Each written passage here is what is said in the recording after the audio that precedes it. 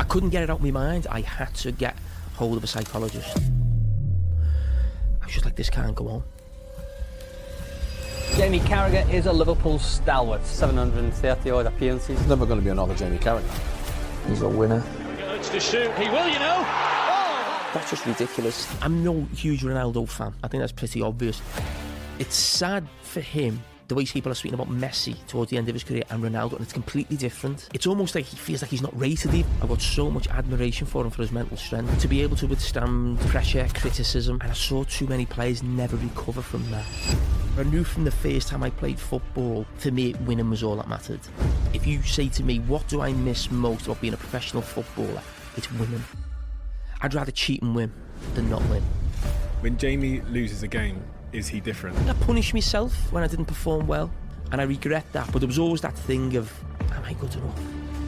I was just driving myself mad. When I was at my absolute peak and best, that's when I needed more help. The feeling in your stomach is that bad. You don't want to be there. I always remember, and the only time I've ever did this in my whole career. Much of your success has been a result of a winning mentality in some of the toughest moments. Where does that come from? The reason why I've become the player I have, I think it's... Before this episode starts, I have a small favour to ask from you. 2 months ago, 74% of people that watch this channel didn't subscribe. We're now down to 69%. My goal is 50%. So if you've ever liked any of the videos we've posted, if you like this channel, can you do me a quick favour and hit the subscribe button? It helps this channel more than you know, and the bigger the channel gets, as you've seen, the bigger the guests get. Thank you and enjoy this episode.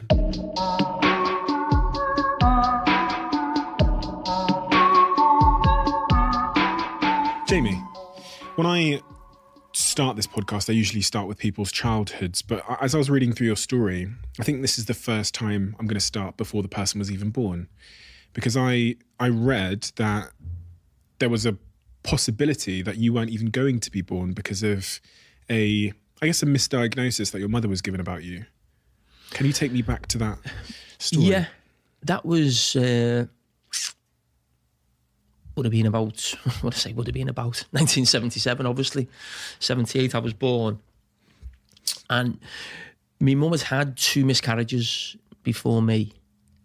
And then when she fell pregnant with me, the doctors, nurses didn't know what was wrong, but they knew something was wrong. And initially they were saying, we think your child has got spina bifida. And I think... well, I'm saying it in those days, maybe, I don't know if it's the same now, there's a chance you could terminate the pregnancy if the baby was whatever, you know. And my mum was given that option. And my mum's very holy, I think it's the right word. Probably at that stage, in her early 20s, she would be going to church every day. She still goes every Sunday now. So for her thing was, no, if the word she says to me was, if our Lord wants me to have a baby who's got spina bifida or maybe something else, that's what's being decided for me. That's fine. It's my child. I love that child. And what I find fascinating when you think of sort of today is that the closer it got to me being born, it wasn't spina bifida, but they still knew something wasn't right. And it wasn't until I was born that I had basically, my insides were on the outside. So I've gastroschitis, it's called, the condition. Now I've got a big scar right across my stomach. I mean, if someone has that condition today, and plenty of babies do, it's a really small scar. But the thing that I think is fascinating, or just makes me think, wow, on my mum's side, is the fact that as soon as I was born, I was rushed away, straight away to Alder Hey Children's Hospital, which is still going strong today in Liverpool. And because of what I've gone to achieve, I've got a real link with the hospital. And through our charity, we actually funded the ward that looks after babies who have what I had. But I get rushed away to Children's Hospital, and my mum doesn't know anything. there's no phones. There's no. She's still in Vasachley Hospital. Obviously, I've got a problem straight up to Alder Hey. My dad goes straight there. But again, the technology isn't like that. And I just think how long it must have been before, one, my mum knew I was all right, what I had, how quickly did I have to go. You know, you can't quite fathom that when you think about today and how quickly we can get in touch with different people. So I just think about what was going through my mum's mind there for that sort of the next hour or two until, you know, she probably found out everything was okay. Your knowledge of that story and that experience, has that left a lasting impact or impression on you in terms of the decision your mum made, or being whisked away, or the operation, or having the scar, or anything like that? Has that left any sort of impression on you at all? Yes, all about my mum, I would say. You know, to have had 2 miscarriages, to have that going through your 3rd pregnancy, to think you could lose the baby, no one can quite give you a definitive answer about what's going on with, you know, this child in your stomach, and then to not know straight away. I only know of now, and when people have kids, and I've had my own kids, and everything's so documented, isn't it? Whether it's, you know, the first picture, Instagram, you're there with the baby when the baby's born. I wasn't actually. Maybe we can get to that later. I wasn't there for my firstborn. And that's something I do regret. But I just think about how my mum must have felt, and sort of me looking at my mum, because I've been very lucky. The life I now lead, the experience I've had, you know, it's not there if my mum doesn't make, you know, certain decisions. Not along with my dad, of course, but yeah, for my mum to sort of make that decision, and I'm still here today. What about your dad? What talk to me about him and his character and what impact that had on you before the age of 10. He's a real big character. Yeah, he'll be in the pub, he'll have a debate, he'll get up and sing, he'll have an argument with someone. He's like a real larger than life sort of character. Who did you care about impressing the most? Just not even in the context of your parents, but just who were you trying to impress when you were young? Because for me, you know, it might have been my older brothers, it could have been my dad, it could have been, you know, a teacher.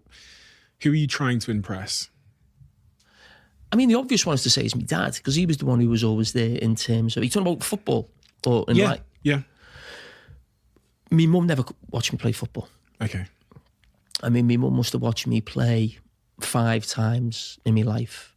And that's nothing to do with not being proud of me or not being there. But I know it's not the done thing now, but it was almost a case of my dad took us to football and my mum stayed at home, you know, and did what we associate with women things. And now, obviously, that type of comment or them thoughts, certainly back then, be classed as like sexist now, and rightly so. But that was just the way it was. It wasn't. I don't think my mum was sort of badgering me dad to go to the football. She always just felt, well, okay, that's your thing to take them to the football, whether to be going to watch Everton as young kids or, you know, play me games for, you know, amateur teams, Bootle Boys, and I'm going to start on that journey. And when he took you to football, did he have high standards and expectations for you when you were playing? Yes, but I think that came not because he was so desperate for me to be a footballer. I think that became because I think he knew pretty early on I had something. You know, my dad had played football. My dad had watched football. My dad was a massive football fan. So he'd done everything you could do in football in terms of played amateur football, managed amateur teams, went to watch Everton home and away. So he was obsessed with football. So from a young age, I think he was quite tough on me a couple of times that stand out, only because he knew the standards I could get to. And one of those times is like a story I put in my book. And I think sometimes when my dad listens back, I think he doesn't like me to say the story, because I think he looks back at it and thinks, oh, I wish I hadn't done that. But I've got no problem with it. You know, I think it's part of my life, part of my story, that basically I was 7 years of age and I didn't want to play in a game. It was that cold, it was freezing, it was hailstone, and I got tackled and I pretended I was here crying and come off. But my dad, and I'm the same, we couldn't suffer bluffers or phonies, we'd say, you know, that type of thing. And he knew I was putting it on. And let's just say it was the last time I did. Well, I read that part in your memoir. Yeah. In your memoir, it says there was some raining football boots when you got home. Yeah, maybe there's a little bit of artistic license there with the guy who wrote it, but no, I think it was that, and I think throughout my football career, I'm not talking about feigning injury. I'm talking about the big thing for me, and the big thing for me that I want to pass on to my son is having character. That for me will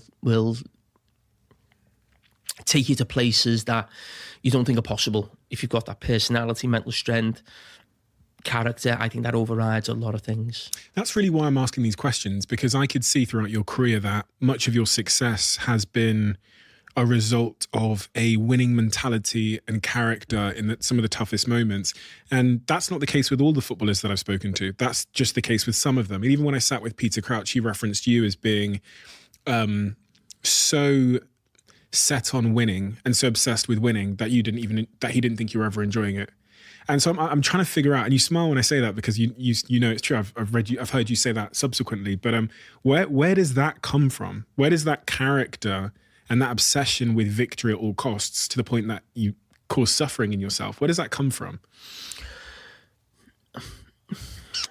I think my dad, and whether you're born with something like that, maybe you speak to a lot of probably more people who could give you that answer than I do, and maybe have a better insight into it to me in some ways. And I'm not quite sure, but I knew from the first time I played football, for me, winning was all that mattered.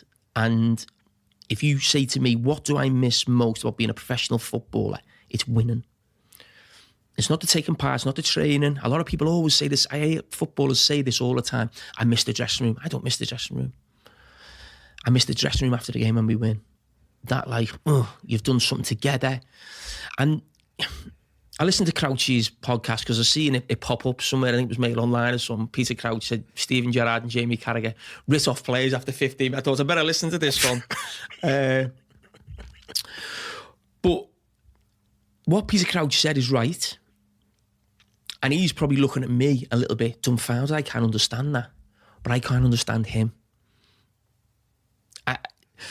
For me, Bill Shankly said football is a matter of life and death. And I don't think he meant that. I think that was obviously tongue-in-cheek at the time. And no football club knows that statement is not true more than Liverpool Football Club. But it's very close to being true. That's the way I see it. Football for me is a way of life. And winning is all that matters. And for me, when I played, I'd rather cheat and win than not win. And I don't think I'll ever be any different. And that's why I think football has taken me to places in my life that almost brings a tear to my eye. But it's always taken me to places where I'm like, I don't feel like I'm ever going to get over it. A result or something hasn't gone well. You mentioned that post-match feeling is the best and potentially the feeling you miss. But I've also heard you describe it as relief. And that's an interesting thing, because people would think the post-match victory feeling would be euphoria and elation, but for you to describe it as relief is a curious word. Because I knew how bad I'd feel if we didn't win or it hadn't gone well. It was almost relief that I'm not going to feel like that for the next 2 or 3 days, because I think I punished myself a little bit when I didn't perform well or we didn't win, and I regret that, but I don't know if I could have done anything different. It was me. I spoke to at one stage, I spoke to I had to. I wasn't asked to. I had to get hold of a psychologist, sports psychologist who I knew, because what I was doing to myself was, I was just driving myself mad, really, with the standards I was expecting of myself. And this, I must say, was not when I was not playing well and short of confidence. This was when I was at my absolute peak and best. That's when I needed more help. Because I got to a stage where I felt I couldn't make a mistake. If I didn't play well, I thought we were going to lose. Yeah, because I wasn't daft. I was playing at my best. I was a huge part of the team. And there was sort of me at the back and Stevie Gerrard at the front, if you like. And there was lots of other great players around there, of course. But I knew I was a huge influence in the Rafa Benitez era. And I felt I'd go into big games thinking, if I don't play well today, we're not going to win. And if I made a mistake, and I always remember the mistake I made, it was away at Atletico Madrid. Champions League group game, we're winning 1-0, we're under pressure constantly, and I'm playing really well. I'm in control. That was me in my element, away from home in Europe for Liverpool, trying to get that clean sheet, organising, talking to everyone. And a long ball, and I just misjudged it, and they scored. And in the airport on the way home, I was just like, this can't go on. This has got to stop. You know, that what I'm actually doing to myself. I've played great. I've made a little mistake, you know. They've capitalised on it. But you can't put yourself through that. What was the symptoms that you were confronting in that moment? What couldn't carry on? So you'd made that mistake, you're in the airport, you're on the plane, whatever. What's happening? I couldn't get it out of my mind. I'd go like two nights without sleeping. I mean, when I say not sleeping, I might get a couple of hours. I'll be like constantly on my mind. I'd wake up, it was the first thing I think about. And I was just like, what am I doing to myself? But how do you stop it? But the fascinating thing was, when I spoke to the sports psychologist, a guy called Bill Beswick, and I knew him from the England squad.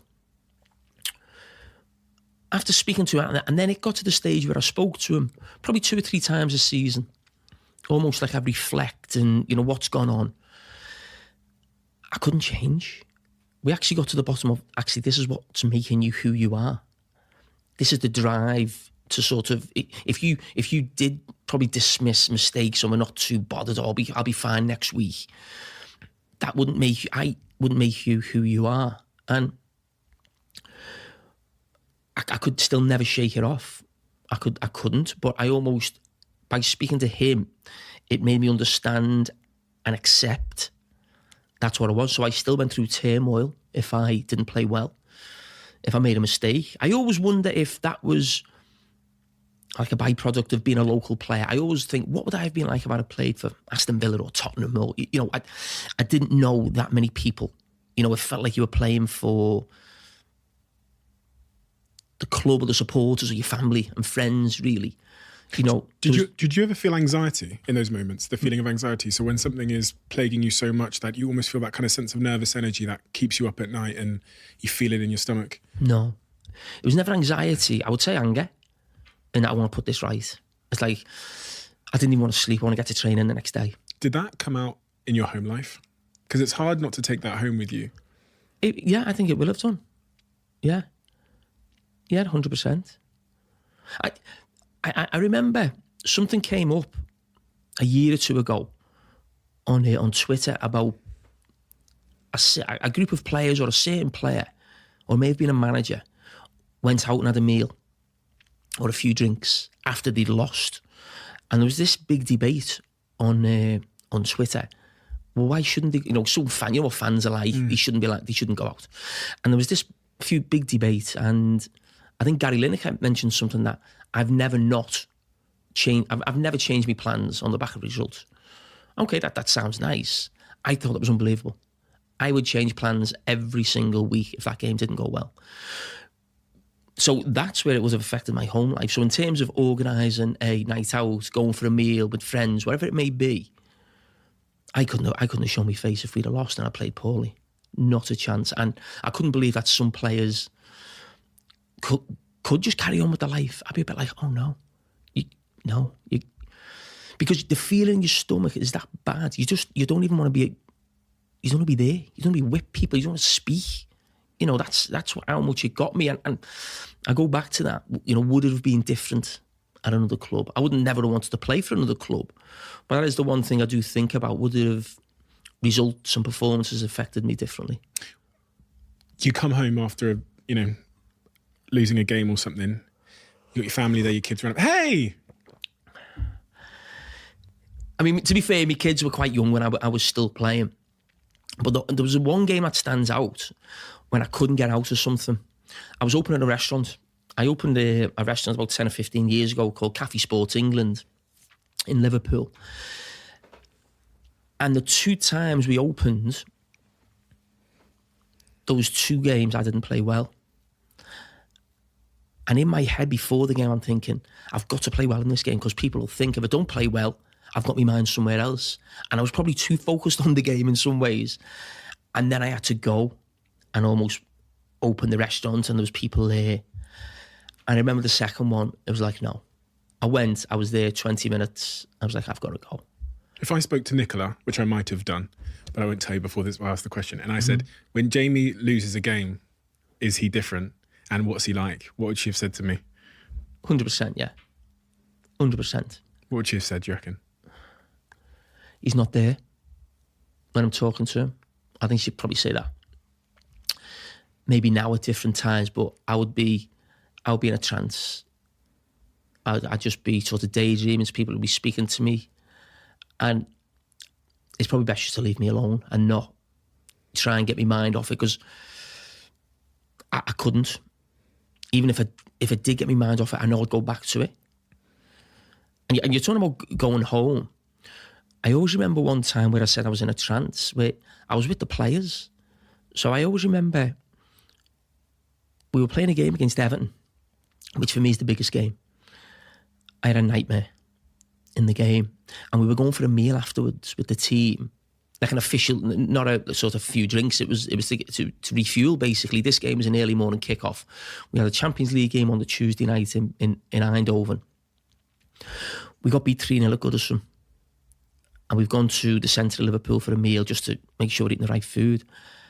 And I remember just staring, just couldn't stop. I wasn't even eating, just staring. And next thing I get a text message, Stevie Gerrard. He's just like, he's there. He's going, don't worry about it. It's gone, finished. You forget about, just you've got to try and. But I was just like, he could just see, everyone was devastated. But for me, I'm not trying to make out that I cared more than anybody else, because everyone's got their own ways of dealing with things. But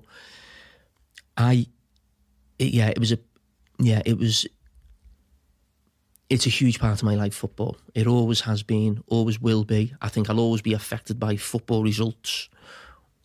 That's when I was playing. As an Everton fan, as a Liverpool fan right now, football results will affect me. It sounds painful. It sounds like suffering. Doesn't sound like fun. Well, when you win, I can assure you, I make sure I enjoy them. I know afterwards, I said before that it was relief, but you had that moment of sort of joy. The reason it was difficult to enjoy, and why I'm probably different to a Peter Crouch or certain players who came in, is that I think they'd come in from clubs where they played once a week, and if they played well, it was like, I don't need to worry to that game. I'm going to be off for 2 or 3 days, whereas we'd have a game Tuesday, Champions League or a cup game. And then it'd be, right, enjoy that. Right, bang, we're back on it now. It was almost like you're just on this train and nothing's getting in the way, nothing's stopping. But I can assure you, it wasn't all doom and gloom. I loved it, and so many nights and times and experiences. But I do wish I was a little bit kinder to myself on the back of a poor performance or a defeat. I mean, I keep thinking about one standing out. We won the FA Cup final in 2006. Personally, I had a great season. We kept 33 clean sheets, which was one away from a record, which was obviously a lot. We played the cup final. I scored an own goal. I didn't play well. Stevie Gerrard wins the final, and we go on the open bus tour around Liverpool. So I've had a great season, but not had a great last game. And my son's on the bus with me, and I go on the top of the bus to start with. But you're on the bus for maybe 3 or 4 hours. Within an hour, I was downstairs. I was just sat there thinking, oh, it didn't go well. I didn't do that. I didn't do. And I was thinking, now when I look at it, I'm embarrassed. I'm like, what are you doing? It was one game. You've had an unbelievable season. The team we won the FA Cup. We finished the season with a trophy. But I couldn't. It was almost like I was up there acting, because I didn't feel like celebrating. But we won the cup. And just because I'd made a mistake, hadn't played particularly well, I know most players will be able to go, I've had a great season. It was only one game. We won. I found it tough. People that have that winner's mindset, they, as you kind of alluded to a second ago, they often struggle to understand those that don't, to relate to them. And they often have a lot of friction with the people that don't have the winner's mindset, because when you see the world in that way, I saw it a lot in Michael Jordan's documentary, Last Dance. It was brilliant, wasn't that? Yeah. Amazing. I think I got a poster upstairs after I watched it. But he had that mindset where he was, you could see he would like pick on certain people who wouldn't meet him at his level. Did you ever find yourself and Stevie doing that, where if someone came into the dressing room and they weren't at that level, you'd force them out, or that's kind of what Peter Crouch was alluding to, right? That he was kind of saying that you two would be protecting the bar. Yeah, I mean, I think what happens is, I think what Peter was trying to mention, which I think was a little bit unfair the way he described it, was that when a new player came in, I think me and Stevie were fans. We weren't just players, we were fans. It was like, oh God, I hope he's good. You know, like a fan would, I hope this new fella's good. Yeah. And when you come in after the first training session, it'd be more than a joke. Oh God, this doesn't look good, does it? Or you know what I mean? That type of thing of like, oh God, I hope this goes well. But Stevie was different to me, and I was very vocal, very emotional. Stevie's maybe body language on the pitch at times would be questioned. If, you know, he wasn't happy with somebody, he might turn away, you know, whereas I'd be remonstrating, screaming, shouting, you know, and not in terms of someone hadn't played poorly, but might have been more in terms of organisation, someone doing the job for the team. Where are you? Where you need to be? I always felt like I was the coach of the team in some ways, and because I played at centre back and I could, you know, see the whole team in front of me.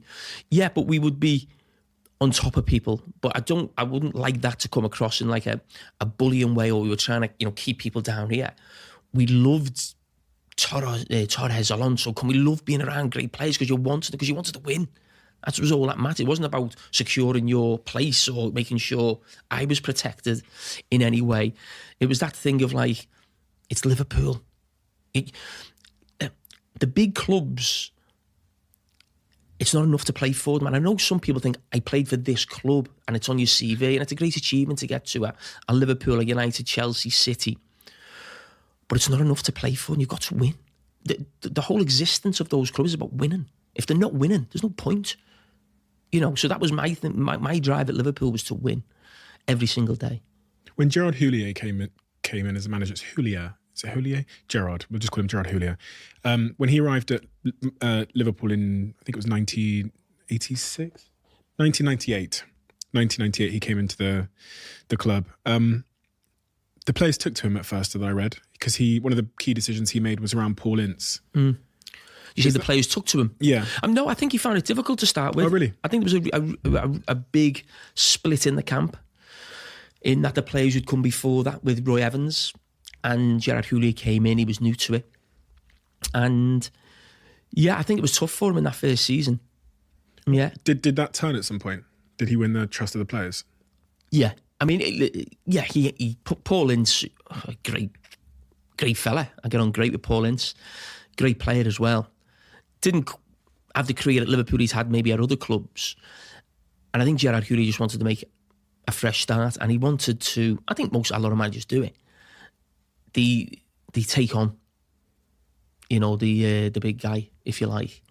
And he was certainly that. I think he was maybe England's captain or vice captain at the time. But he wanted to completely revolutionise Liverpool and completely change it. And yeah, he had words with Paul Ince. And the thing was not about him having words as such, but also the fact that he didn't sort of back down. He really held his own. He had a strong argument in the team meeting. And you think, wow, he just stood up to probably one of the best midfield players of his generation. What was that strong argument in the team meeting? It was over Paul Ince questioning what we were doing in training, as senior pros do at times. You know, we're trying to get it right. Why are we doing this? Why are we doing that? And I think Gerard Houllier saw it as his opportunity to sort of stamp his authority. It was almost like, I would imagine, he was glad Paul Ince had said it, and it was Paul Ince in some ways. And I don't think the message was for Paul Ince, because I think he was always going to get rid of Ince. I think the message was to the rest of us, you know, don't try and take me on. This is what we're going to do. Publicly in the team meeting, told Paul. Yeah, basically, no, you wouldn't be at this club anymore, but he questioned his desire in a game. And to be fair, Paul Ince was probably one of the bravest footballers you'd see. But in a particular game against Manchester United, we'd lost it 2-1 and we'd lost 2 goals in the last minute. And I think it was a very sore defeat for everyone. So I think everyone was a little bit emotional about it. And because Ince jumped up and said something, he just went straight back and said he wasn't happy that he'd come off. He shouldn't have come off. My captain should come off on a stretcher. from Old Trafford. And it was interesting with Gerard Houllier in that we had him the first foreign manager, and all of a sudden people would associate him with this flair football and being maybe a bit nice, but that was what the Liverpool team was before Gerard Houllier came. He completely went the other way and wanted big, strong, powerful players, aggression, and that's why me and him had such a great relationship, because I was such a competitor. Maybe didn't have the quality that some of the players had in the Roy Evans team, if you like, and some of the football they played was outstanding. But he just wanted people who would die for that shirt. Because I read that part of the reason why his reign as manager sort of came to an end was because he made some bad signings, and he didn't really inquire enough about the players that he was signing's character and their personality. And I was just so compelled by that idea that that's one of the most important things when you're building teams, is finding people that have the same like mentality and character versus just great sort of technical players. I think about the same in business. Like, I'm always considering how someone will support our culture, make our culture better, raise the bar in terms of like that mentality versus just being able to do fucking 1,000 kick-ups or whatever and loads of skills. Yeah, I think you do need a certain mentality to play for Liverpool. What is that mentality? And the other big clubs. To be able to withstand pressure, criticism that comes your way. So often I saw a lot of Liverpool players who would start really well, and it wouldn't make me think we've got a great player here. I'd always think, let's say a couple of months down the line, because I knew what was coming. Because every player goes through a few bad games, he gets criticism, whatever it may be. And I saw too many players never recover from that. And that tells me that for me, the top level football is mentality. It was, do you have that personality, character to get you through those tough moments and come back and fight back and not give in? Can you teach that? I don't know. You tell me. What do you think? I tend to believe that it comes from experience. I think resilience and that sort of those character traits come from being knocked down loads of times. So when the 10th failure or knockdown comes, or the 10th moment of hardship comes, you're more equipped to deal with it. Mm-hmm. So players that haven't been through the tougher, challenges in their life, maybe in their personal life, maybe where they come from, don't have that. Well, it's interesting. We're doing this afternoon, and this morning we someone in for a knee operation. Your son did? Yeah. Right. So he's going in for a knee operation. He's a professional footballer. And painfully, haven't been able to probably sleep about it, thinking about it, you just want to do as much as you can, to help them, because it's your son. But the thing I keep drumming home to him, and I keep saying it almost every day, we're not using this as an excuse. This is not getting in the way. It's like, this has happened, is it? Okay, bump, we're going again. It's like, this I know for a lot of people, or players, or young players, or wherever it may be, would be a hurdle to come across, and understandably so. But it's not in years to come going to be, oh, I didn't quite do what I wanted because of that knee op. Yeah, and this never happened, and that. It's like, no. There's going to be lots of things in his career, as in my career, obstacles in the way. You've got to get over them. You've got to get them out the way, or you've got to deal with it and then keep going. Nothing's, and that was always my mindset, and that's what I'm trying to put into my son. I'm pretty confident he's got that mindset of nothing stops you, nothing gets in your way. You don't use anything as an excuse or a reason why something didn't happen. That no excuse mentality. You keep going. No obstacles in the way. You said earlier on that you might not have cared as much as you did. You might not have had that same level of sort of excruciating obsession and care about the results and the outcome and winning if you'd been at another club. And you were at another club, which is England, and you didn't seem to care as much. You said that in your memoir. I was quite shocked to read that. I remember the text message that said, fuck it, it's only England. And generally, you didn't seem to be as excruciatingly hard on yourself after losing for England as you did with losing for Liverpool. I think that was down to the fact that I didn't carry the same responsibility, because I never really played. I was like a squad player, really. I wouldn't class myself as patriotic. Not at all. I don't know can you be patriotic of your own city? Is that a word, or is there something? I have no idea. I'm massively passionate about my own city. Maybe that comes from the way we're brought up in Liverpool. You know, the thing of you feel as if like a lot of the country's against you, and maybe that's some of it's true. Some people outside Liverpool think, oh, that's a chip on your shoulder. But there is that sort of, we sort of buy into that. And that doesn't mean like I'm against England as such, but watching England now in the World Cup would never take me to a place emotionally the way it would if I saw Liverpool playing. It just wouldn't take me there. It's not like a conscious thing of, I'm not going to be happy about this. It's just inside me. And that wasn't just when I was playing for England. That was when I was a child. I'd be thinking, why aren't England picking the Everton players? You know, it almost felt like England was a team from down south or a London team. That's just the feeling I had. But I think if I would have become a mainstay of the England team, I think I would have felt that.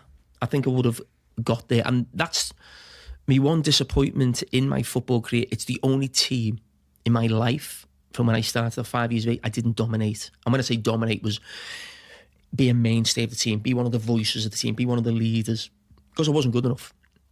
That's a simple fact. There's lots of players that you've encountered in your career that didn't reach their potential. You're talking about reaching your potential, doing your best, getting to the top of your potential a second ago. When you think about why those players didn't reach their potential, if you had to point out characteristics or behaviours that led them to miss their potential, what would those behaviours be? The traits of losers. I think blaming other people at different times for their own poor games, mistakes, always looking for excuses, I would say. I think I'm pretty honest, and I was as a player, and I always remember when I was a young lad, I had a bad game. I keep talking about my bad games, don't I? Yeah. It's like you never had a good You one. remember them more. Yeah. But a very famous coach who was a huge inspiration to me was Ronnie Moran. And I played a game and played poorly. And I did an interview after the game saying it was my fault. Those goals were my fault. And even though this was a coach who was a real sort of man's man, a legend of Liverpool Football Club, he wasn't the coach then. He still used to come in and walk around the training ground. And he said, don't ever do that again. He said, you don't need to open yourself up like that. He said, be honest within the dressing room and to your manager. But he said, you know what I mean? Sometimes you've got to be clever and look after yourself a little bit, and you don't need to be as honest. You think you're doing the right thing. And I think I knew exactly where he was coming from. And I think at times you need to be honest, but I think probably other times like that, you maybe need to protect yourself a little bit, but you never hide behind the fact that it was someone else's fault. And again, I keep going back to my son, because I'm not a coach or a manager. And people say to me, you know, could you give something back? But I just want to give it back to my son. And things like that. Don't question the manager. Don't make excuses. Don't blame the manager. Or if you come in and say, oh, the coach or the trainer, well, get something out of it. Don't be in the dressing room saying, oh, this isn't good or that isn't good. Quick word from one of our sponsors. I've got a tip for all of you that will make your virtual meeting experiences, I think, 10 times better. As some of you may know by now, Blue Jeans by Verizon offers seamless, high-quality video conferencing. But the reason why I use Blue Jeans versus other video conferencing tools is because of immersion. Their tools make you feel more connected to the employees or customers you're trying to engage with. And now, they're launching one of their biggest feature enhancements to impact virtual events so far, called Blue Jeans Studio. I actually used it the other day. I did a virtual event using the studio, which I think about 700 of you came to. TV-level production quality, all done by one person with very little technical experience on a laptop. So if you've got an event coming up and you're thinking about doing it virtually, check out Blue Jeans Studio now. Let me know what you think, because I genuinely believe, I know this is an advert and I'm supposed to say this, but I genuinely believe it's the best tool I've seen for doing really immersive, simple but high quality production virtual events. Quick one from our longest standing sponsor, Huel. I can't tell you really it's been about 2.5 years. It was really post-pandemic, how much my health has become such a huge priority in my life. And I have this laser focused on what I'm putting into my body. It's funny because as you get older, you can start to feel the things you're putting into your body more and more and more.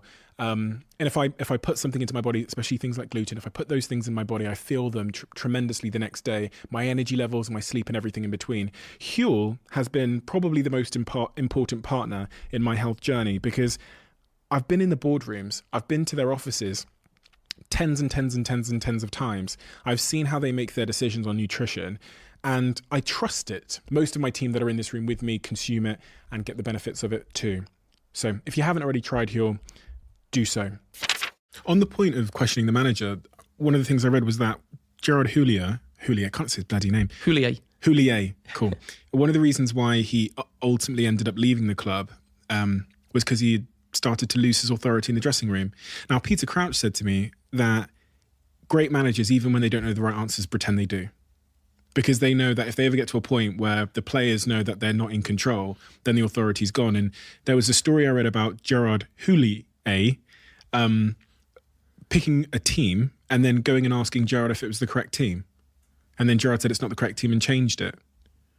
This happened in spring in 2004 in the run-up to a Premier League match away to Manchester United. Gerard Houllier picked the team, but then consulted with Gerard whether the selection was right, who said it wasn't right, and then Houllier changed it. I don't. It rings a bell. I don't know the specific game, if that was the right game, but I think towards the end of his time, I think the results aren't going well. And managers, no matter who they are, they will lose confidence. And Stevie at that time was obviously a megastar, and you're trying to maybe keep people on side, if you like.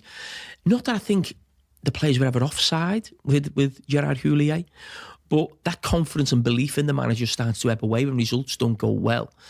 I wouldn't say Gerard Houllier ever lost the dressing room in terms of how we felt about him as a man, but it was a time for it to come to an end.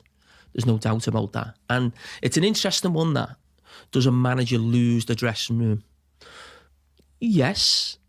He's always lost part of a dressing room because of the players who he's not picking. But I think it's when that belief goes, really. But for me, again, I think I was different to other players because I never played for the manager, ever. I always played for the club.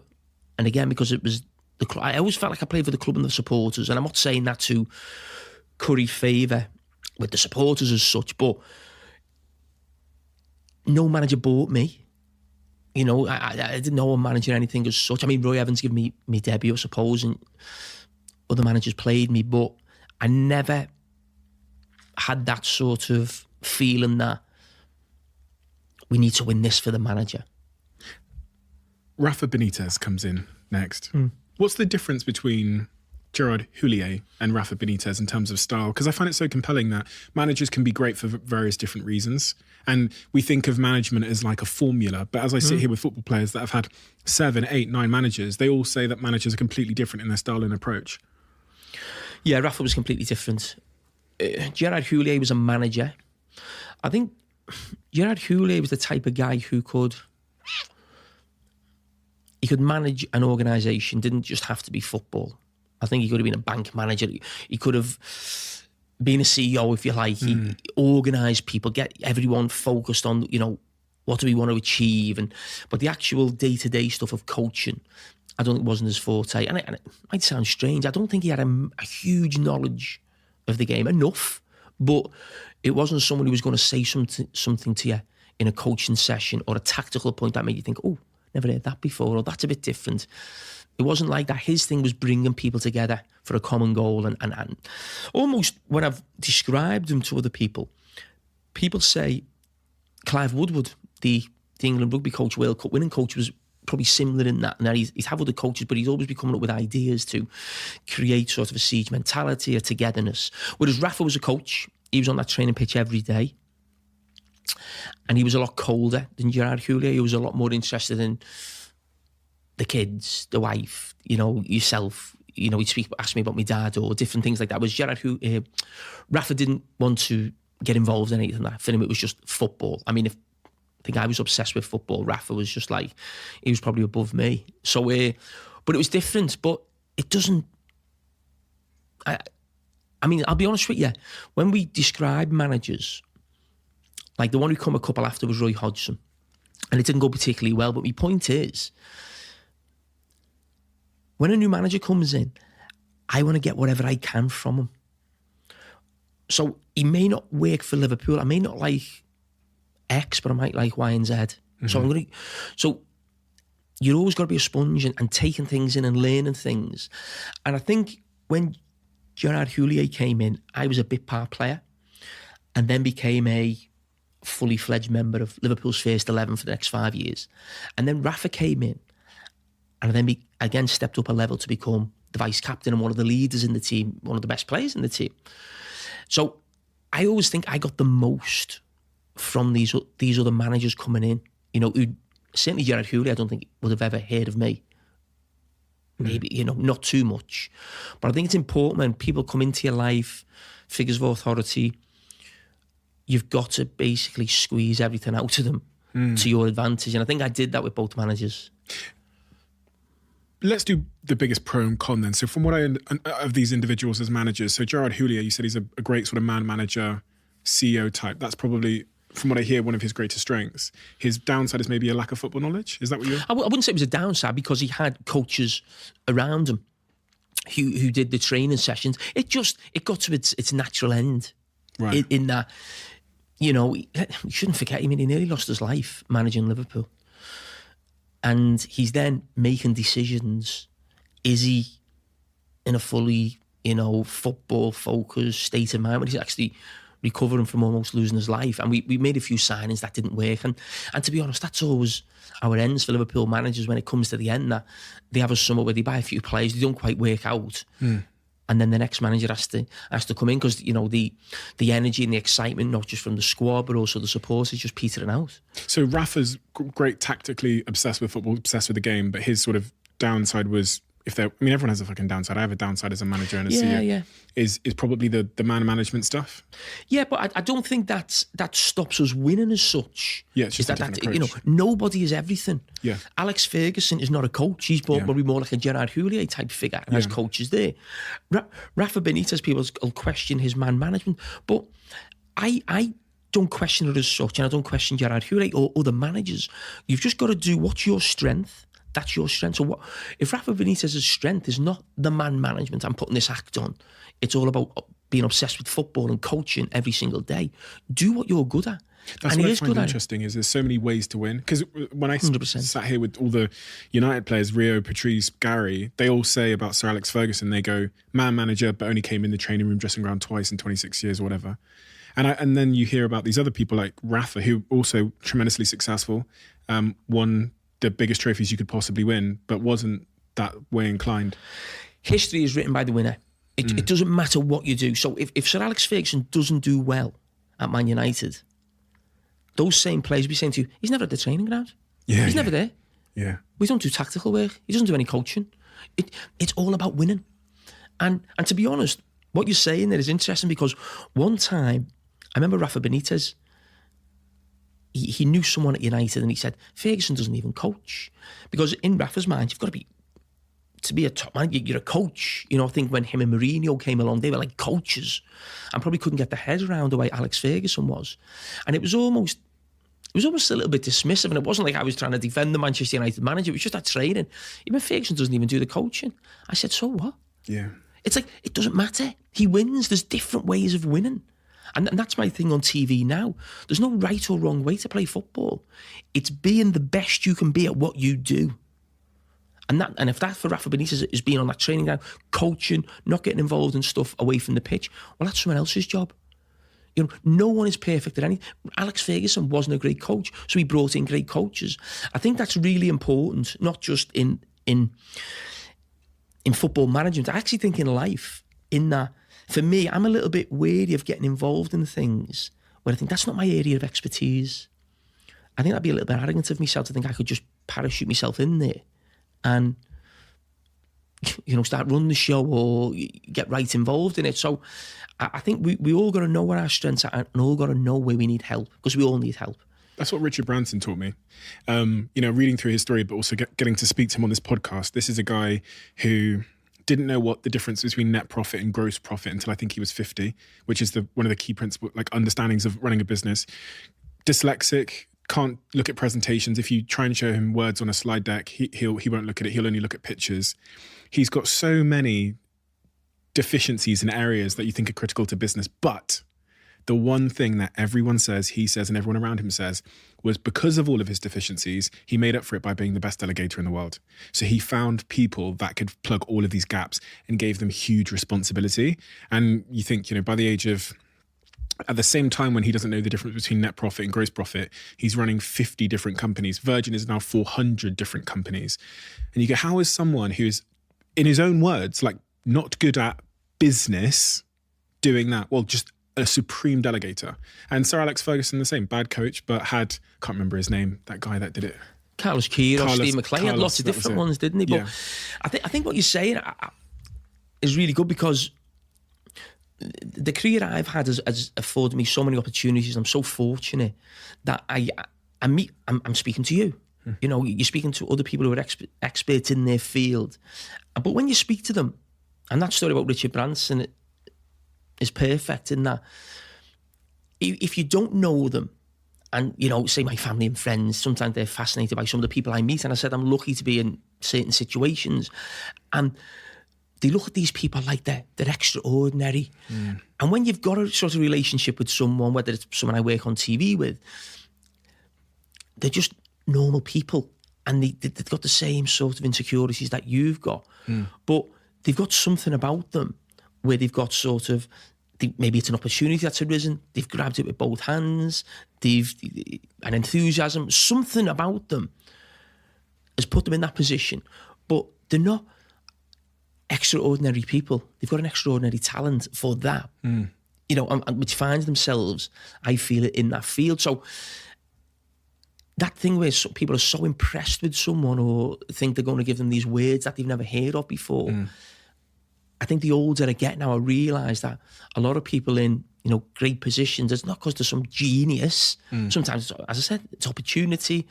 They've seen a niche in the market, whatever it may be. They've just gone out there and grabbed it. There's a real trap I've noticed, based on exactly what you've said, where someone's successful. So what we do is we assume that they get everything right.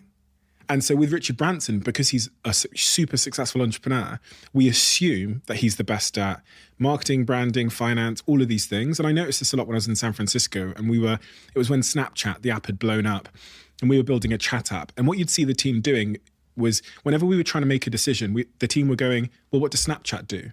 Because Snapchat was successful, we assumed that their marketing strategy, every feature they had, everything they did with the login form, we assumed everything they did was right. And I came to sort of see that bias in myself. And it's exactly what you've described.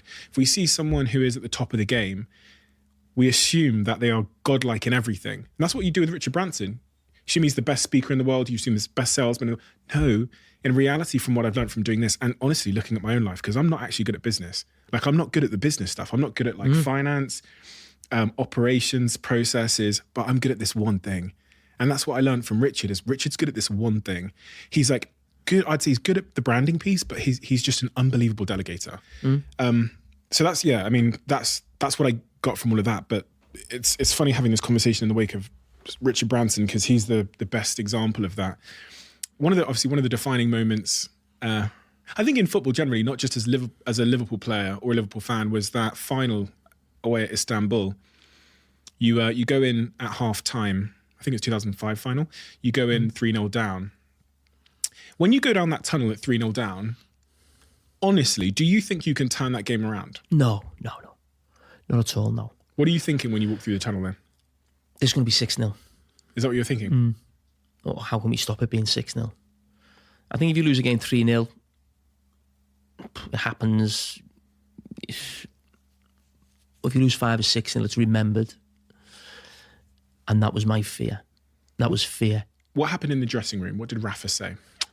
Not a lot. He wasn't a motivator. He was a tactician. And he made changes in there system-wise, strategically to change it. But if I'm being honest, I think the changes he made was not to win the game. I think the changes he made was to stop it becoming 5 or 6-0.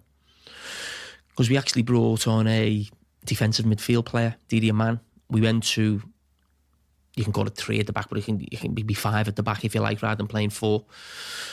Don't get me wrong, the changes helped us go on and get the goals, but I think initially we need to stop what AC Milan are doing, otherwise this is going to be a massacre. Why did the game turn around? I think the changes Rafa made, a little bit of luck, and Steven Gerrard. He scores the header, 54 minutes or something, and then within a couple more minutes you're 3-0, you're 3-3. That's the little bit of luck you need. You score so quickly right after that happens in some games, and we did get a little bit of luck. I think the linesman actually flagged for an offside. The referee didn't see it, and he carried on playing for 30 seconds. So the linesman puts his flag down, and that's in the run up to us getting our second goal. So we scored the second goal, and then the only way you can describe it, it's just, you know, when you're on a football pitch, you smell it. It's 3-2. I knew it was going to be 3-3. Everybody knew it was going to be 3-3. You just, What is that? I don't know. You just, the reason I know is because when we score 3-2, no one celebrates with the goal scorer. Everyone just runs back. He started celebrating. Didn't He starts celebrating, but it's, he was going crazy. I remember thinking you shouldn't do that. Yeah, but everyone's back. It's like everyone's in a zone, and you don't need to speak to other people. Sometimes there's moments in games where you can smell it, you can feel it, something's happening. Is that a culture thing as well? Because there's certain clubs who have that. When they go 2-0 down, 3-0 down, everyone goes, oh, they're going to do it, they're going to come back. And there's that mentality where you go, yeah, we're not safe here, they're coming for us. I think Liverpool and Man United have got it. City seem to have it now. City, yeah. Certainly in the last couple of years under Pep Guardiola. I've always felt Chelsea have had that in the last 10 years or so. Even when they weren't at the best, they'd still find a way to win. And yeah, I know our club's got that. And we'll always have that. You feel like something's going to happen. Why has Liverpool done so well in the Champions League? I think a lot of that is emotion. Belief. Winning those finals as well. Yeah, winning finals, the history that's gone before, the Anfield crowd believe it, the opposition coming to Anfield believe that something's going to happen special. This is a mythical football ground. Do you believe they're the best fans in the Premier League? I wouldn't say that, and the reason I wouldn't say that is because everybody thinks they're the best fans. Yeah. And I think if I do say that, I won't be turning on my Twitter notifications in a few days after this podcast comes out. But no, I would say yes. But every set of supporters, what they do to follow their team home and away, I think Anfield's special. I don't think anyone could deny that there's something special at Anfield that doesn't happen at any other places, where I think when we say that, you know, the crowd sucked the goal in, well, the opposition manager would always say before the game, no spectators ever scored a goal. That's pretty obvious. But at Anfield, it almost feels like, I think even top managers, even Pep Guardiola, his record at Anfield, maybe the greatest manager of all time. He's had some of the greatest teams of all time.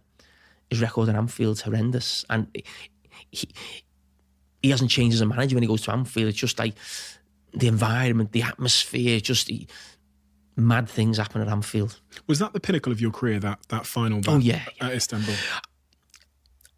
I have to be honest, I couldn't believe I was playing at that level. What do you mean? Well, I was a huge football fan.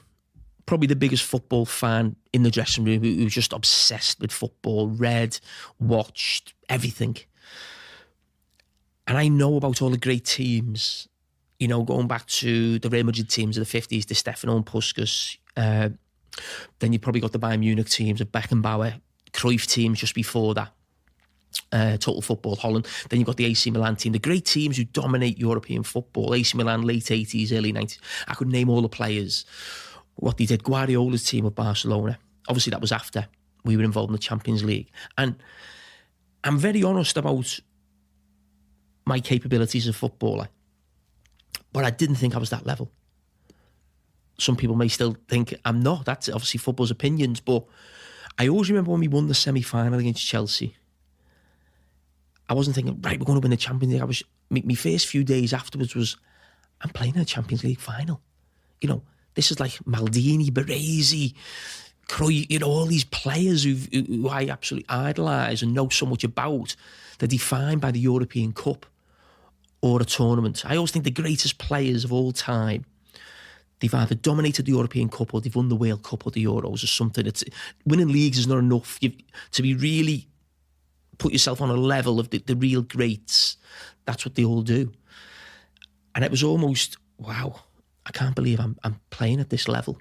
That made me think about Ronaldo. Obviously, he's out of the World Cup now, and you've had a couple of strong opinions on Ronaldo over the last couple of weeks. So have I, to be honest, following the interview he did. And then I'm a Man United fan, so I didn't take it especially well, what he said and how he did it. And I thought it was very self-serving, a little selfish, etc. There's probably another way to do it. And I wonder now, I actually wonder if he regrets doing it. I wonder if he knew it would play out like it did, and then he'd go to the World Cup, be benched again, which almost kind of validates Erik ten Hag's position. But what's your whole stance on the Ronaldo saga?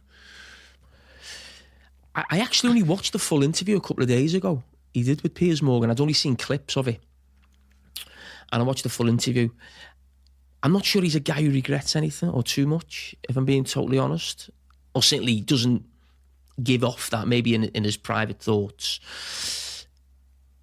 I think the Portugal one will have hurt him. But, he's fallible. He's not superhuman. He's one of the greatest players of all time. He's special. But I'm no huge Ronaldo fan.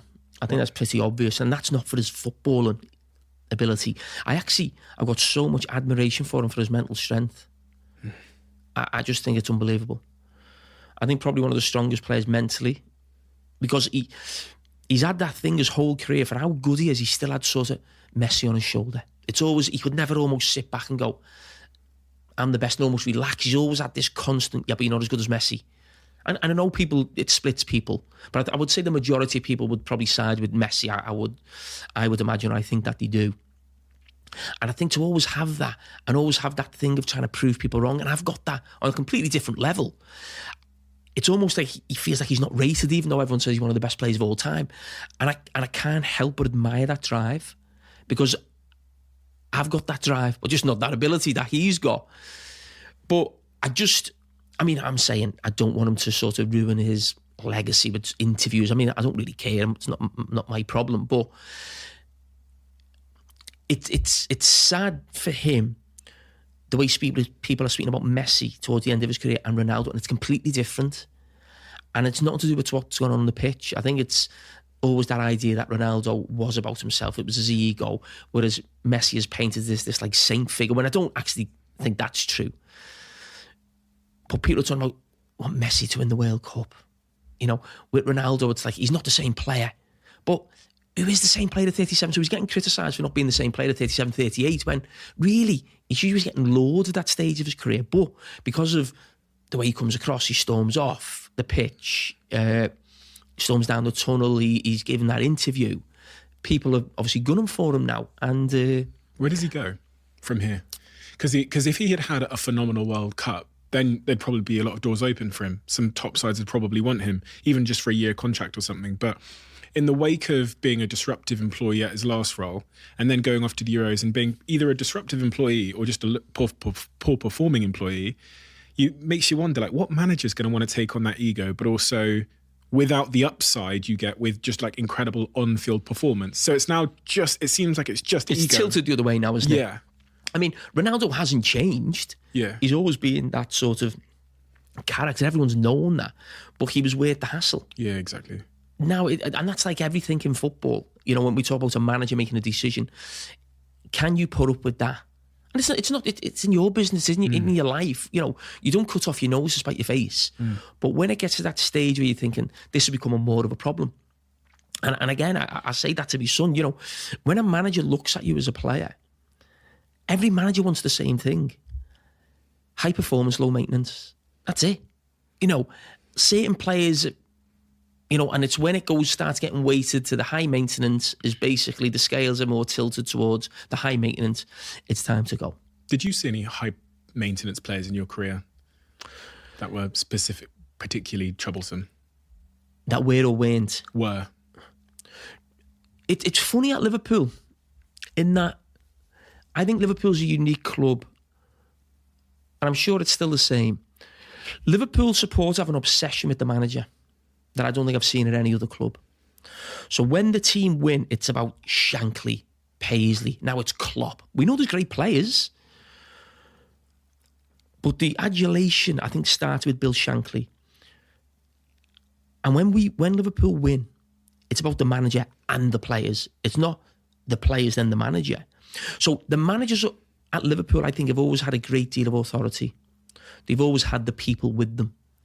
So it's never a case of a players could get a manager out. And I never saw that at Liverpool. Certainly not when I was there. Roy Hodgson had a tough time at Liverpool. He wasn't the right manager for the club. And the club moved him on after about 6 months. Why wasn't he the right manager? He didn't get the club. He didn't say the right things in the press. He was too defensive for Liverpool, for the top, not just for Liverpool, but for any top club. But listen, he'd had success in his career playing that way, and he wasn't going to change when he was in his 60s. So it was just the wrong appointment. It didn't work. I read that Gerrard deliberately missed a penalty. No, that is not true. Yeah, I couldn't believe it was true, but that's what I read, and I thought, there's no fucking way that Gerrard would miss a penalty. And I actually went upstairs before you came and watched it to see Gerrard's body language, and Gerrard did look pissed off when he missed it. But no, nothing like that. And I mean, I felt sorry for him, to be honest. But my point of making about the club is, I think it would always be difficult at any stage for a player to have this big ego to sort of try and think he was more powerful than manager, because I think that's why managers love being manager of Liverpool, is because they'll always get time. You look at Jurgen Klopp now, and there was a spell in the season, the pandemic season, where he's done amazing. He's a godlike figure. But Liverpool actually lost 6 games at home against teams near the bottom of the table in a row. And I'm not saying he should have been sacked. What I'm saying is, at other clubs, that question would have been asked. I don't think there'd been one Liverpool supporter, a sane one, who would have actually even contemplated that for anything, because that's the type of support they've been brought up on. The manager knows what he's doing. Well, one of my best friends is maybe my best friend in the world is a Liverpool fan, and I said to him this year when Liverpool was struggling, I said, what would it take for you to become Klopp out? He wouldn't answer the question. I pressed him for weeks and weeks and weeks. Eventually, I was like, if Liverpool get relegated, are you still Klopp in? He was like, yeah. And he just like leaves the group chat. But it's like a religious phenomenon. Yeah, I don't, even with Ferguson at Man U, I know he was unbelievable, but I just think when I go to sort of, Man United's past a big rival, it would be George Best and Bobby Charlton in that. And then maybe, Matt Busby comes after them in some ways. Maybe I'm wrong, but it just feels like different at Liverpool. And I think that gives managers huge power, and why I don't think I've ever encountered what I would call player power as such at Liverpool. Probably why Liverpool have been successful, though, because many other clubs have struggled with that. Even Manchester United, most recently, with some of the big personalities we've had, where the manager doesn't have authority. And you get into the first season and you go, the manager's going to be fired because we're not going to get rid of this world-class player. And then I was speaking to Jesse Lingard about this, like, because you can almost feel it in the air when it's coming. You can feel that they've lost that phrase, "lost the dressing room." I've always wondered if that was true.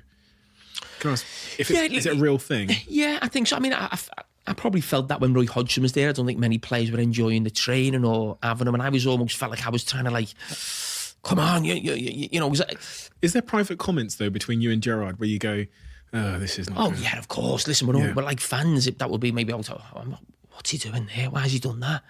I always remember, and the only time I've ever did this in my whole career, we lost at home to Blackpool under Roy Hodgson. And I think it was an international break, and I'd stopped playing for England then. And I couldn't sleep. And I went in the next morning, and I went straight into his office. And he was actually having a coach's meeting. And I was probably 33, 34, so I was a really experienced pro. And we just had this big discussion with all the coaches, and it wasn't, and probably said things to him that maybe, he was talking about what he wanted to do for that, and I was saying, you can't do that. You can't do that. It wasn't me questioning him as a manager. It was almost like I wanted to help him. And not because he needed help as a manager, he needed help as a Liverpool manager as such. And it was almost like, no, if you come out and say that, or if you play this play, everyone's just going, you can't do that anymore. That's got to stop. I wouldn't name the names I was talking about. I wouldn't do that. But that wasn't a case of me saying, you don't know what you're doing, you need to do it. It wasn't in an arrogant way. It was in a way as if, like, again, the club is just like, oh, where are we going? What are we doing? It wasn't for sort of, it was more trying to help the situation, really trying to help him as a manager, because I knew it was tough. Sounds like he's lost the dressing room at that point. Yeah. I said that. You know, a lot of the players, what I'm saying is, he hadn't lost me as such. As I said, no manager could lose me or get me in some ways. And that I always felt like I wasn't really playing for them. I mean, I was behind every manager and wanted to take things from every manager.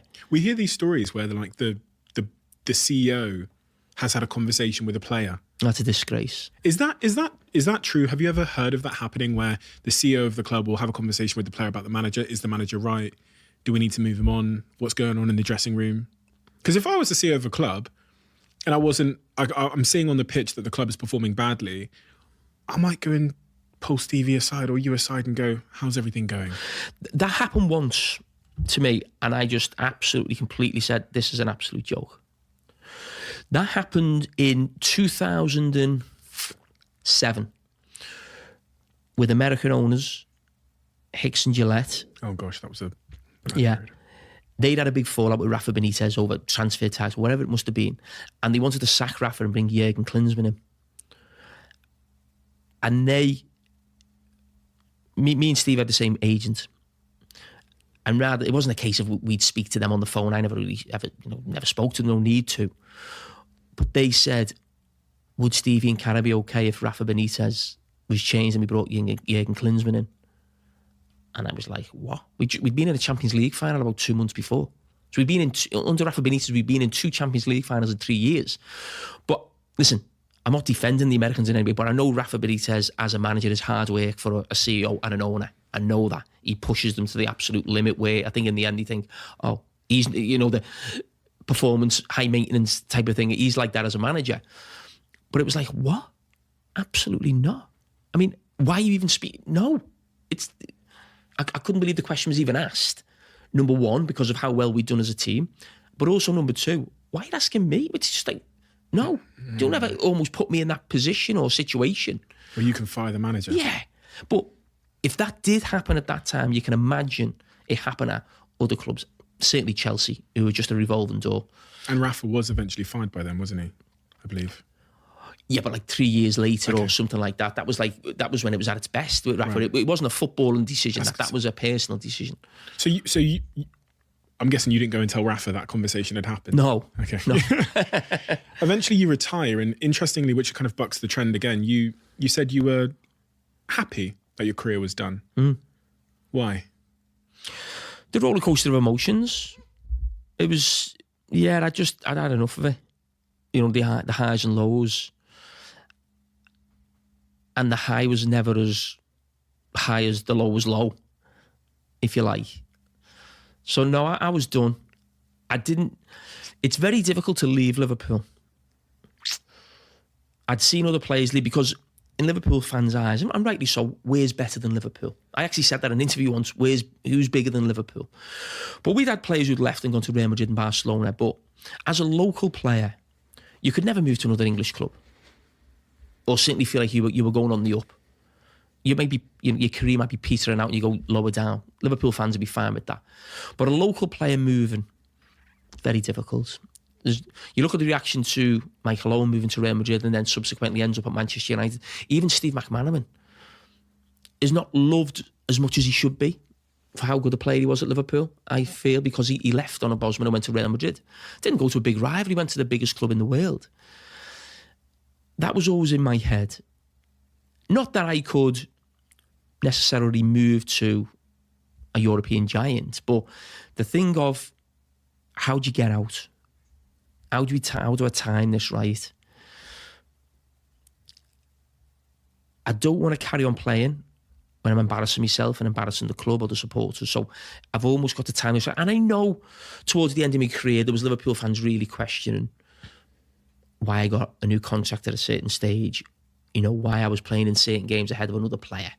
Not massively, not where people outside of Liverpool would know, but again, you smell it, you feel it, the local paper, fans, it just, you're not stupid. And I had that at the start of my career. The flip side of that, where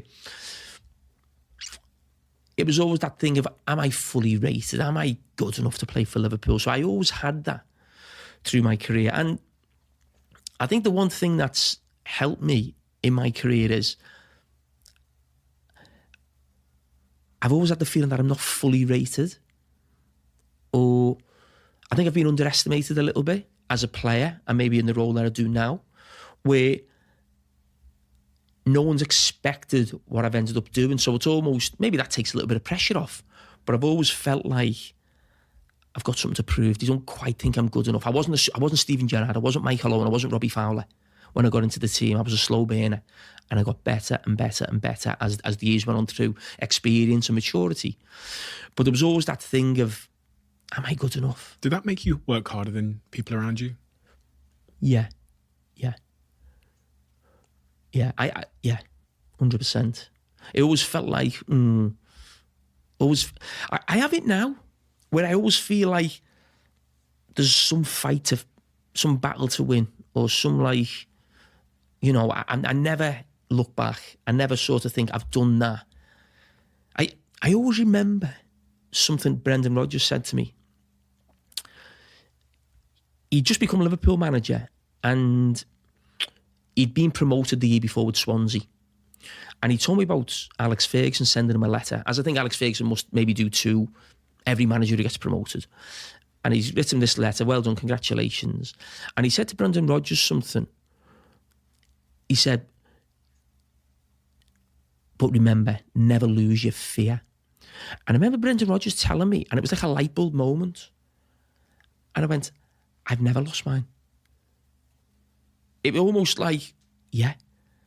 Now, I'm not trying to compare myself to Alex Ferguson, but what I'm saying is, when he said that, it was like a piece of advice to Brendan Rodgers, and I'm sure he said it to other managers and players. But it was like probably the biggest figure in English football at that time. And I didn't say nothing to Brendan Rodgers. I said, wow, that is so important to success, I think. Always having that fear without letting it sort of overtake you, where you can't actually, mentally you can't achieve what you want to do, but always have that thing where you think, someone's going to take my place, someone's looking to beat me, so who am I competing with?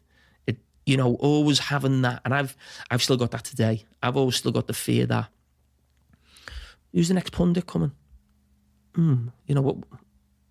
What angle are they going to come at? I'll think about what I'm going to say before I get to a game. It's the opposite of complacency, right? That fear. Yeah, and whether you can put that into people, I've never had complacency in my life. I don't think I ever will. Do you think, that's a good point. Do you think you can teach that? Or is that just a... Yeah, because I don't even... Do you ever feel... I mean, obviously you're very successful. Do you ever feel like you've done enough? Of course not. I don't. Yeah, of course not. Do you think that is a trait with people, you bring on the podcast as well?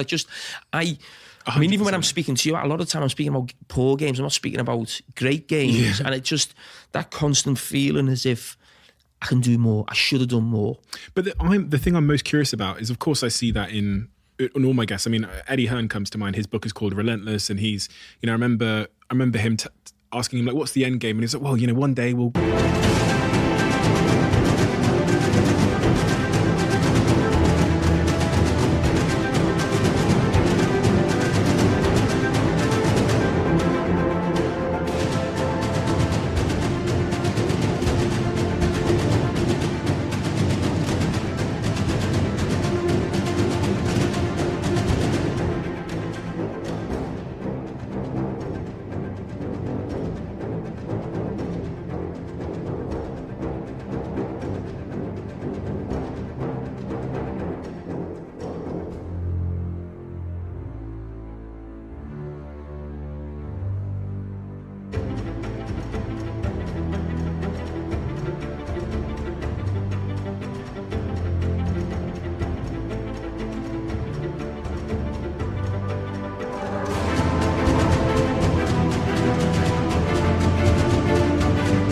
sell this company. I go, okay, so that day you sell the company, then you go to the beach and have the pina colada. And you could just see in his face the horror, the thought that even if he sold Matchroom Boxing, he would need to go and just carry on fighting for something. And we all have that. I think we have it hardwired into us as just generally as humans.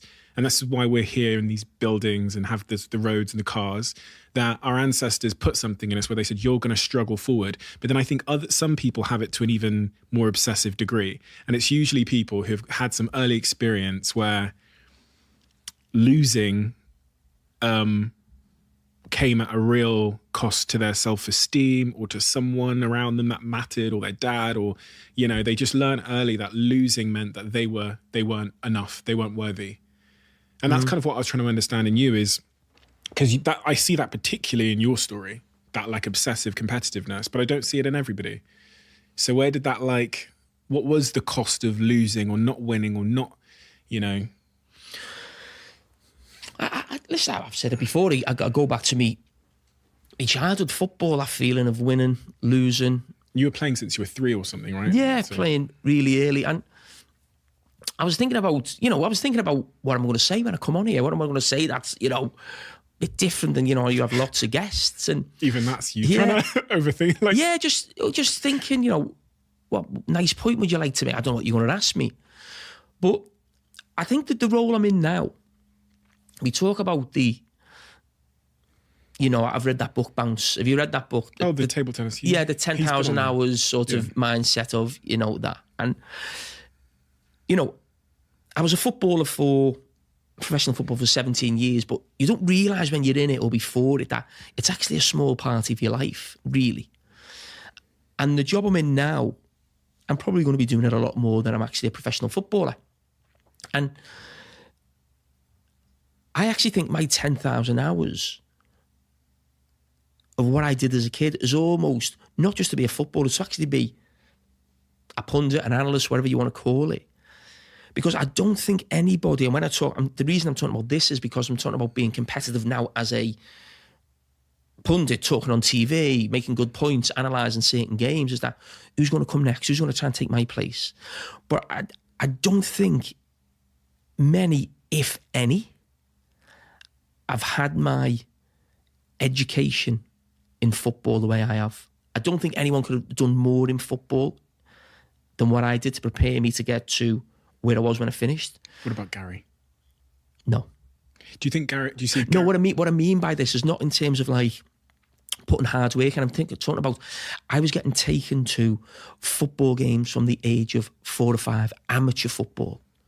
I was in the back of the van with all the players. So listening to men talk football, straight when you go back to the pub, everyone went back to the pub. So we'd meet at the pub, 12:30 on a Saturday and a Sunday. My dad was the manager. We're all back at the van. I'm listening to these. I'm 5, 6, listening to men talk football. Back to the pub. I'm playing on the pool table. All the football results are coming in. But again, that constant talk of football. Why didn't you become a manager? People would think you're a leader. Yeah. I actually think lead is interesting in that. I think it's almost like a different type of leadership now. I think in the 70s, 80s, maybe 90s, we always classed a leader as me. Whether you had the captain's armband, you're screaming and shouting at the referee, your own players, you're urging people on, and that is leadership. But I don't think that person necessarily ends up always being the manager. I'm just thinking now of Mikel Arteta. I played against him. I don't think I heard him say a word on the pitch. And then you look at, say, someone like a Tony Adams. Well, why is he not Arsenal manager? And he's Roy that leadership. Roy Keane, well, he's had a little go at the management, well, more than a little go. But I think management now is set up for more of the studious types. Not that I don't think about the game, but I actually think I've made a great decision not to be a manager. Because I think when I was playing, I thought like a manager. And I think what managers put themselves through is probably what I put myself through as a player, where you really torture yourself and you get that emotionally involved. And I would back my football knowledge. I wouldn't be embarrassed if Jurgen Klopp or Pep Guardiola came on Monday Night Football and we were talking football, and I might disagree with something he said, he might disagree with. I wouldn't feel out of place. Mm-hmm. But would I make a good football manager? I don't think so. I spoke to Michael Owen once, and sometimes it's when someone else says something to you that really hits home. And I was interviewing him, but he said to me, "You're not a people person." And I was like, "What? Aren't I?" He went, "No, not really." He said, "You don't have you don't suffer fool. You're quite sharp with people at times. And it was only, I thought, well, yeah, you're probably right. And that wouldn't help you be a top football manager, because you've got to put up with things. And basically, if a player came into me and said he was injured, my first thought was he's telling a lie. I'm like that with my kids if they say they're sick. I can't get that feeling out of my head that, no, they're bluffing. That type of, I'd always think I'd be questioning, players. Speaking of your kids, how did fatherhood change you? Because I heard you say it changed you, and I didn't find the details. So how did it change you? Well, I don't think it changed me when my wife was pregnant. I don't think I realised the enormity of having a kid, or having my son, I should say. I wasn't there for the birth. Liverpool had a game in Europe on the Tuesday in the Champions League, and I was with my wife on the Sunday. She went in, but obviously I hadn't delivered the baby by the Monday, and we were travelling, and I had to go. When I say I had to go, I didn't have to go. But it was always that, at the time, it was like, oh, she'll be okay. My mum was there, and I went, and we were getting beat 3-0 after half an hour. I was like, oh. But my son was born the day before the game. We played the game in Europe, and I always remember we drew 3-3, and we went out to Champions League, which was a big blow. And I always remember Gerard Houllier after the game toasting me. And I always loved and admired him for that, because I used to think, I can't believe he's done that, because I think I'd feel like my stomach's being ripped out if we'd just gone out to Champions League as a manager in some ways. And it was, I didn't realise how big it was to have a child. I think. Do you regret that? Yeah, I do. Not just for being there when James was born, more for being there, what my wife's going through. It's not easy. The birth of a child. So, yeah, I regret that. I would advise anyone in my situation to, be there. But I think it is the common thing now. I think even when you see, different example, but sort of Raheem Sterling at the World Cup goes home on the back of his house getting burgled. Whereas maybe years ago that'd be seen as if like, well, you're at the World Cup here, you're playing for England, and I think there's a lot more probably empathy and understanding from football managers now to sort of, family matters. But with me kids, it's like, I wouldn't say I was a kid person before I had kids, with relatives or something, but I feel like I'm completely different now. So I've got nieces and nephews who, it's funny really, because mine and Nicola's kids they're older. So James is 20, Mia's 18, Mia lives in New York now. But we've got nieces and nephews, and we're almost at times in the house on our own. It's like, should we go and see the kids? We see the kids, not even our kids. It's a bit like we need a fix of kids for sort of an hour, winding them up. Have you got a boyfriend? Have you got a girlfriend? All this thing that you did when your kids were growing up, because we really miss it. And I think my wife would have wanted more kids, but we've got two. We've got the boy and a girl. Nicola, your childhood sweetheart. You married her in 2005, I believe. Yeah. You scratched your neck, you've forgotten. No, it's the Champions League, yeah. One of the quotes that struck me was this. So did you speak to her? No. No, I knew you hadn't. Because you know why? Why? Because she tells me everything. Really? She can't keep a secret. She would tell me everything. I reckon I could have got it. We'll find out maybe in the future, part 2. This quote here where it says, "This part of my life story is the one I find most difficult to tell. I could talk to you for hours expressing my fondness for certain players or football teams, but doing the same thing about the woman you love, ?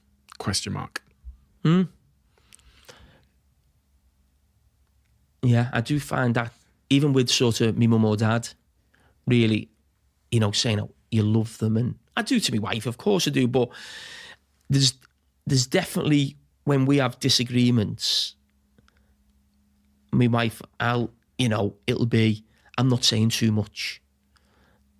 But you say, but when you're on the phone talking to Sky or you're doing your newspaper column, you can't shut up. You're just, about football and ideas. Where's this? I want that. And I'm just not, I do find it difficult. I'm just not that person to come out with those words. And I do find it, I don't know what it is. I mean, I think my brothers are the same. We were Yeah, you know, we're not like an overly huggy, kissy family. I'm like that with my kids, and I'm like that with my wife. But I wouldn't be classed as someone who overdoes it, no. Would she class you as an affectionate person or a romantic person? I wouldn't say romantic. I might say affectionate. Is that different? I don't know. Affectionate, I think of like kissing and schmootzing. Romantic, I think of like gestures, you know, like the roses and stuff like that. Oh, probably more, yeah. Yeah, I would do things like that, maybe, yeah. And what about, as you look back on the role that your parents played in your life, what would you, I've got all of these wonderful photos here, which I printed off earlier on. Oh, go on, show me. You have to show me.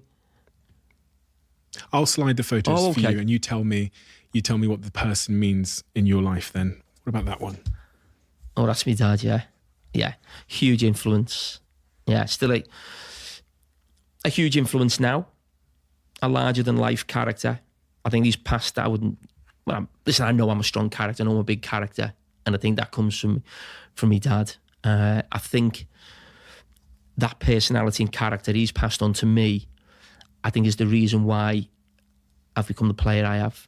Because the reason I got there was not just ability. I don't think my ability is Champions League final level. But I think my personality and character is, and that's what dragged, Jamie Carragher, the footballer, to a Champions League final, because I'm mentally strong and tough, and and you have ups and downs in your life and your career, but as I said, nothing gets in your way, nothing stopping you, no obstacles in the way, and I think a lot of that comes from my dad. What about this one?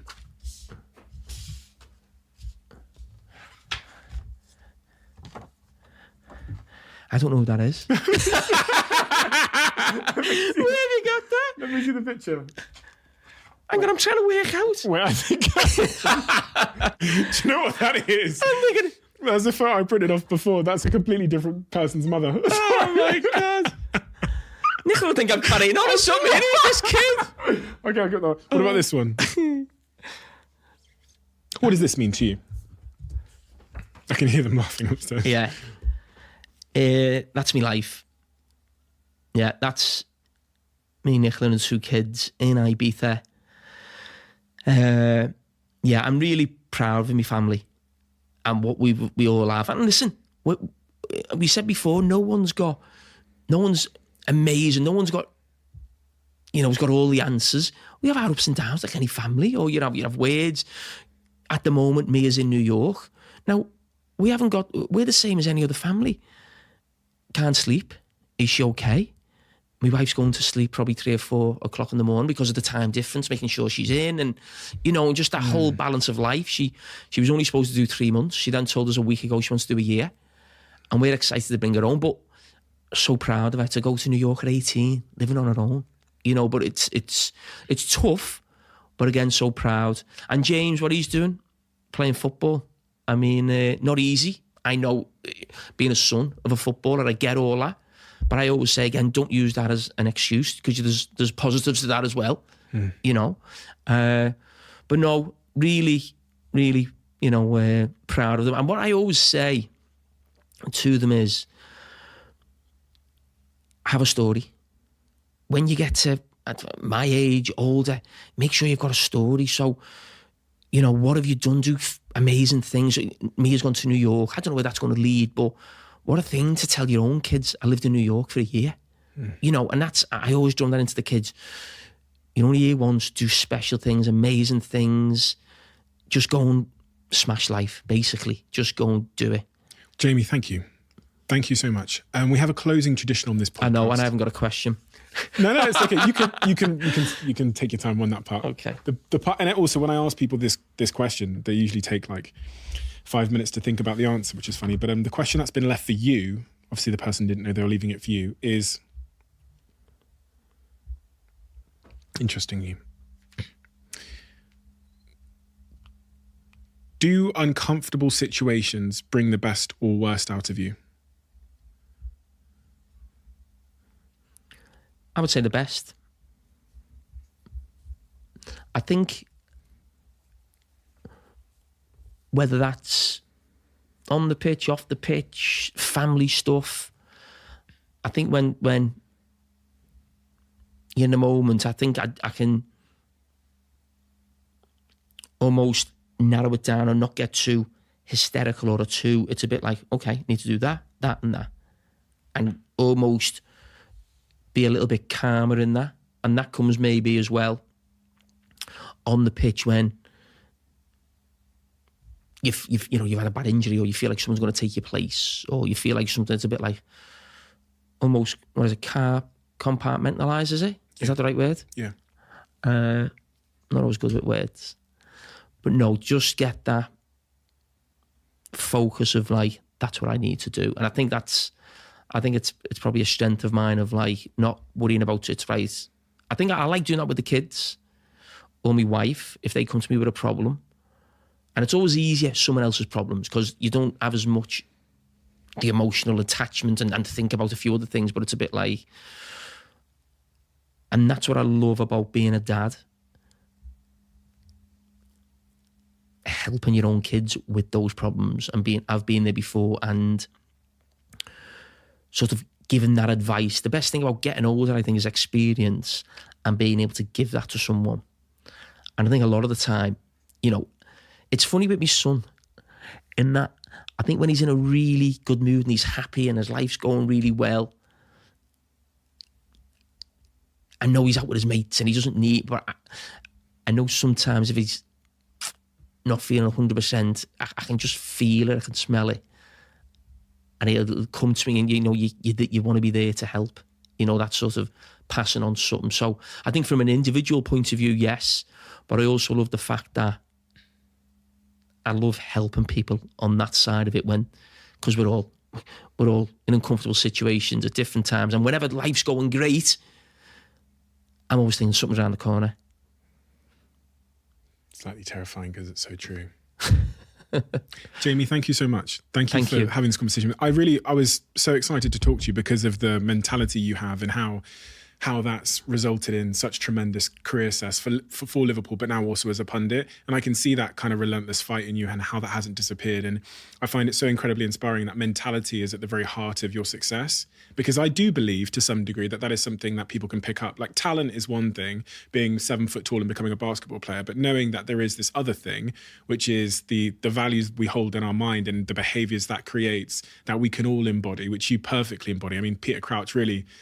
I think I told you after, the reason I reached out to you was because of that conversation with Peter Crouch, and I just thought, God, like the way he talks about you, like you're on this other level of extreme, winning mentality, is tremendously inspiring. But also there's a cost to that, and you've kind of detailed the cost. You went to, is it Billy, the psychologist you went to, Bill Beswick, yeah. Bill Beswick, and you kind of detailed the cost of that. Is this still on now? Yeah. Oh, I thought we'd finished. No, I'm just wrapping up. Yeah. We'll keep that in as well. But yeah, that's exactly it. It's the cost of that mentality, which I think is also important to be clear on. So thank you for being so honest. Really appreciate it. Thank you for being here. Thank you. Intel are now one of our sponsors on this podcast, and I'm here to tell you about their vPro platform. Security and data protection are totally non-negotiable when it comes to the technology I use for my businesses. I'm constantly thinking about where we can upgrade our systems to protect against potential threats. So this is where Intel vPro has become our go-to. Intel vPro is built for businesses. It has a hardware-based, multi-layer platform security features protecting from cyber attacks, threat detection, and also recovery systems, all in one platform. In an ever-challenging cyber landscape, if I can put measures in place that I believe will save me time and money, then I absolutely will. So head over to intel.co.uk/vpro to find out how it could work for your business.